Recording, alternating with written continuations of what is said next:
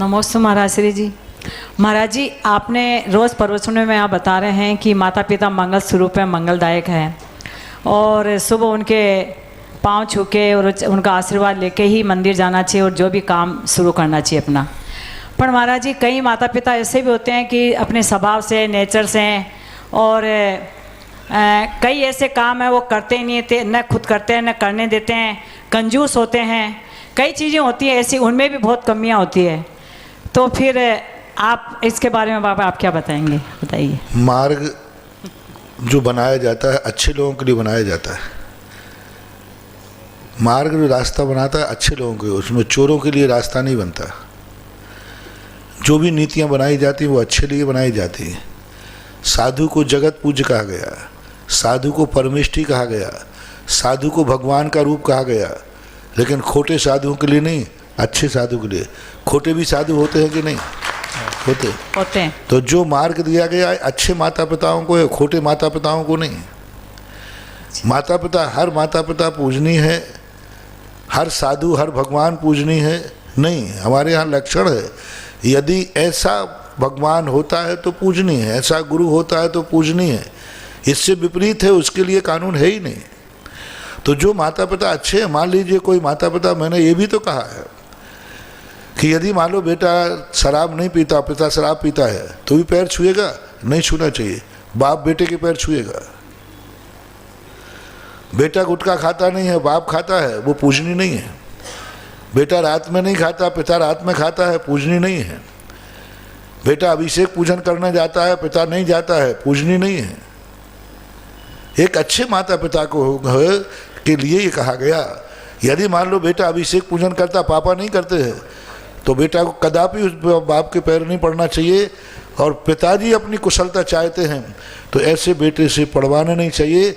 ऐसे व्यक्ति के लिए बेटा बाप के लिए बाप मांगलिक नहीं है, बल्कि बाप बेटे के दर्शन करके जावे तो मांगलिक है। जो मैंने कहा ना, मैंने तो उन अच्छे लोगों के लिए कहा है जो अच्छे लोग हैं लेकिन कामा में हैं, पैरालिसिस में, जिन्होंने जिंदगी भर धर्म ध्यान किया है, अच्छे के कार्य किए, उनके लिए, व्यसनी के लिए नहीं। इसलिए ये भी ध्यान रखना चाहिए, जो माता पिता दुर्गुणी हैं और बेटा गुणवान है तो कदापि नहीं करना चाहिए। स्त्री पुरुषों में भी मैं कहता हूँ, यदि आपके पतिदेव मान लो गुटखा खाते, शराब पीते, जुआड़ी हैं, नशेड़े भंगेड़े हैं, तो पत्नी को उनके पैर नहीं पड़ना चाहिए, बिल्कुल स्पष्ट रूप से नहीं पड़ना चाहिए। बल्कि हो सके तो श्रीमान को गुणसु प्रमोदम, हमारे यहाँ गुणवान की पूजा है।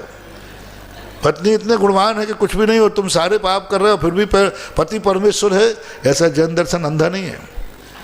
पति परमेश्वर जब है जब वो स्त्री से अधिक गुणवान हो। गुणहीन है तो नहीं, कदापि नहीं करना चाहिए, क्योंकि सब भोजन कर रहा है, सब कुछ। स्त्री रात में भोजन नहीं कर रही, पुरुष रात में कर रहा है, स्त्री के लिए वो वंदनीय नहीं है।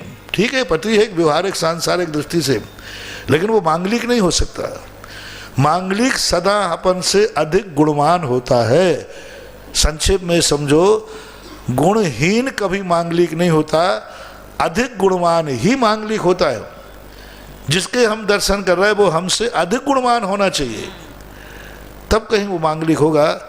इसलिए ऐसे माता पिताओं के लिए ना मेरा मार्ग है ना आदेश है, क्योंकि मार्ग जैसे आप कहा, हम कहते हैं मुनिराज ऐसे होते हैं, भगवान ऐसे होते हैं, तो ये अच्छे भगवानों के लिए है, ऐसा मानना चाहिए। महाराज जी, महामस्तक अभी होगा नारियली में, तो हमारी महिलाओं का क्या है कि ये धोती दुपट्टे देना या और जो भी उसके लिए करें। महिलाओं को मैंने कहा था कि 2 काम कर सकते सबसे ज़्यादा महिलाएं। मंदिरों में भी मैं समझता बोलता हूँ कि इनको अभिषेक तो नहीं करना चाहिए, मेरी दृष्टि से भी नहीं है और प्राचीन परंपरा भी नहीं है। अपनी मर्यादा के लिए हम इस पर कई बार बोल चुके हैं, इसलिए पुनः बोलने की कोई ज़रूरत नहीं है। जहाँ की जो परंपराएँ हैं वहाँ मैं कोई आक्षेप नहीं कर रहा हूँ, मैं उनके लिए उपदेश दे रहा हूँ। जो नहीं करते हैं वो श्रेष्ठ है, जो करते हैं करती हैं उनके संबंध में मेरा कोई भी प्रकार का उपदेश नहीं है, आक्षेप नहीं है, कुछ भी करना नहीं है। मैं कभी भी उनको नहीं बोलता, मैं तो उनके लिए बोल रहा हूँ जो नहीं करती हैं वो श्रेष्ठ है, बहुत अच्छा है। जो करती हैं उनके ऊपर मेरा कोई आक्षेप नहीं है, वो तुम्हारे मर्यादा तुम्हारी है, तुम्हारी विचार तुम्हारा है, तुम्हारी परंपरा तुम्हारी है। जो नहीं करती हैं वो बहुत प्राचीन परंपरा में हैं, कुंद की परंपरा की भी सुरक्षा कर रही हैं, और उनके लिए मैं गारंटी लेता हूँ कि वे नियम से स्त्री पर्याय का विच्छेद करके पुरुष बन करके अभिषेक करेंगे। नहीं महाराज जी, मैंने ये पूछा है कि हाँ बता रहा। तो उसके लिए आप लोगों के लिए मर्यादा ध्यान रखना चाहिए। अब आपके लिए जो हम लोग बताते हैं कि 2 चीज़ें आप लोगों को करना चाहिए। महिलाओं को मंदिरों में जितने अभिषेक की सामग्री है, पांडुकशिला है, कलश है, झारी है, छबर है, ये महिलाओं को भेंट करना चाहिए, जिससे उनका ये हो जाए कि मैं तो अभिषेक नहीं करूँगी लेकिन मेरे कलश से अभिषेक होगा। अब इसी को आप मेरी झारी से अभिषेक होगा, मेरी पांडुकशिला पर भगवान, मैं तो नहीं, मेरी पांडुकशिला पर बैठेंगे। बस ये मैं उदाहरण दे करके तुम्हें इन महामस्तकाभिषेकों में भी यही बात करना चाहती हूँ कि महामस्तकाभिषेक में आप तो अभिषेक नहीं कर पाएंगे, पक्का है, क्योंकि मैं तो कुंद की मूल परंपरा को ही प्रेरणा देता हूँ और कुंद की परंपरा को ही उजागर करता हूँ। तो कुंद की मूल परंपरा के अनुसार जो है आप लोगों के लिए 2-3 कार्य बहुत अच्छे। सबसे बड़ा कार्य है कि आप महिलाएं जो कलश वहाँ होंगे वे कलशों को आप भेंट करें कि मेरी तरफ से 100 कलश, कोई ज़्यादा महंगे नहीं, 200-250 रुपये का कलश होगा मुश्किल से। जो तुम्हें बड़े कलश देना है, कोई कहे कि मेरा चांदी का कलश दे देना। एक छोटा सा चांदी कलश कितने रुपए का आता होगा? 2000 रुपये का आता होगा, छोटा सा अच्छा बड़ा हो। तो जिनको चांदी के देना है कि साहब मेरे इतने रुपए के चांदी के कलशों से अभिषेक करवा देना, इतने किलो की चांदी के अभिषेक से मेरा 1 किलो चांदी का अभिषेक का कलश बनवा करके और किसी से अभिषेक करवा देना। कोई कहे मेरा 5 किलो का बना देना, कोई 2 किलो का कहे, जिसकी जैसी शक्ति हो वो उतनी शक्ति से चांदी का कलश बोल करके इतने किलो की चांदी के कलश से मेरा अभिषेक कराना है।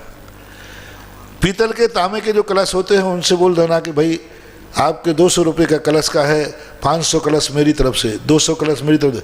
तो महिलाएं ये सबसे ज़्यादा ये बड़े बड़े महामस्तकाभिषेक होते हैं, इनमें अपनी तरफ से कलश भेंट करके कलश उनका हो और अभिषेक पुरुष करे तो भी आपका बहुत बड़ा दायित्व होगा। इसलिए जो छोटे कलश होते हैं ये तो कम, कोई जैसे अभी धोती दुपट्टा दे रहे, कोई कहे कि मेरी तरफ से 500 कलश हैं, मुश्किल से अभी मैंने बता रहे थे लोग 200 रुपये का कलश है तांबे पीतल का, जिससे सबसे छोटा कलश है।